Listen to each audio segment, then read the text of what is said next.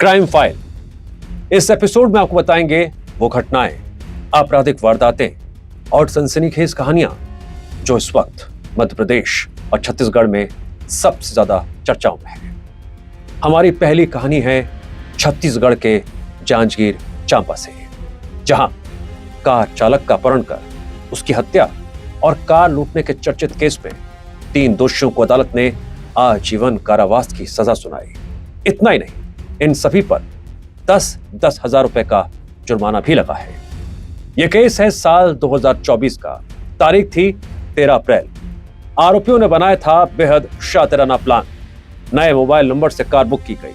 चालक रमाकांत तिवारी को कोर्ट में सुनार से अमरकंटक चलने के लिए बुलाया गया और हो गए उसमें सवार। देर रात गौरेला पेंड्रा रोड पर खाना खाने के बहाने कार को पहले रुकवाया जाता है। इसके बाद चालक का गला दबाकर हमला किया और सड़क किनारे ले जाकर उसके सीने पर पत्थर से कई बार वार किया और बेरहमी से हत्या कर दी। वारदात के निशान और सबूत छुपाने के लिए शव को नहर किनारे फेंक दिया गया। कार को अलग जगह पर छोड़कर आरोपी फरार हो गए। पुलिस की तफ्तीश शुरू हुई और एक के बाद एक कड़ियां जोड़ते हुए पुलिस आरोपियों तक पहुंचने में कामयाब रही। राहुल श्रीवास, सोम प्रभात साहू और विवेकपुरी गोस्वामी को गिरफ्तार कर लिया गया।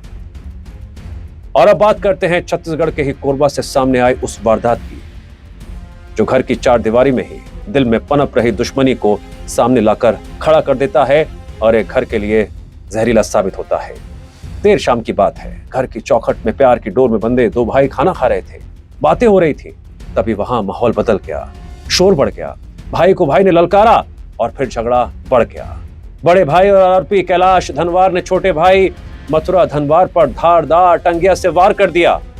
सिसकियों की आवाज से घर में कोहराम मच गया। छोटे भाई को दौड़ भाग कर अपने उन्हें लहूलुहान स्थिति में अस्पताल पहुंचाया, लेकिन तब तक बहुत देर हो चुकी थी। सांसें थम गई थी। इसके बाद कानूनी प्रक्रिया के तहत केस दर्ज हुआ। घर की खुशियां तो बर्बाद हो गई और हत्या के जुर्म में आरोपी बड़ा भाई सलाखों के पीछे पहुंच गया। मध्य प्रदेश के रतलाम की घटना भी जान लीजिए, क्योंकि यह केस पुलिस के लिए एक मिस्ट्री बन गया है। नाम सुरेश चौहान, जिसकी शादी बस चंद महीने पहले यानी 30 अप्रैल को हुई थी। सुरेश ने एक तलाकशुदा महिला से शादी की थी, जिसके पहले से 2 बच्चे भी थे। पिछले महीने ही दोनों के बीच विवाद बढ़ गया था। घर का माहौल कलुषित हो गया था। बात बिगड़ती चली गई। नफरत की आंधी ने दोनों के रास्ते अलग कर दिए। पत्नी घर छोड़कर चली गई और कल रात सुरेश की लाश उसके ही कमरे में फंदे से लटकी मिली। सुरेश ने क्या सुसाइड किया, और किया तो क्यों, या फिर इस दर्दनाक कहानी के पीछे कोई और वजह थी? पुलिस की तफ्तीश जारी है।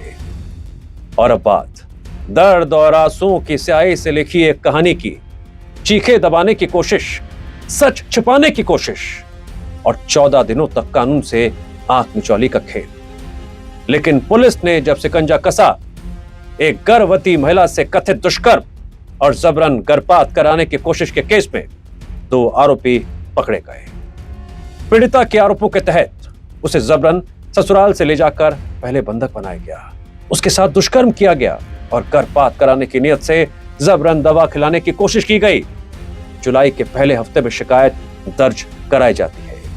करीब 14 दिनों तक फरार रहने के बाद दोनों आरोपियों को सूरजपुर जिले के चांदनी बिहारपुर क्षेत्र से गिरफ्तार कर लिया जाता है। आरोपी रमेश सिंह टेकाम और उसके जीजा दरोगा सिंह के खिलाफ बीएनएस की धाराओं और पॉक्सो एक्ट के तहत केस दर्ज कर लिया गया। दोस्तों, ये वो कहानियां हैं जिसमें अपराध को अंजाम दिया गया, जिसने रिश्तों को शर्मसार किया, और एक सवाल कहीं ना कहीं सामने खड़ा हो गया। जब बुद्धि फिर जाती है ना, तो उसके बाद इंसान सुध बुध सब कुछ खो देता है और फिर जिंदगी की काली अंधेरी गलियों में खोने पर मजबूर हो जाता है।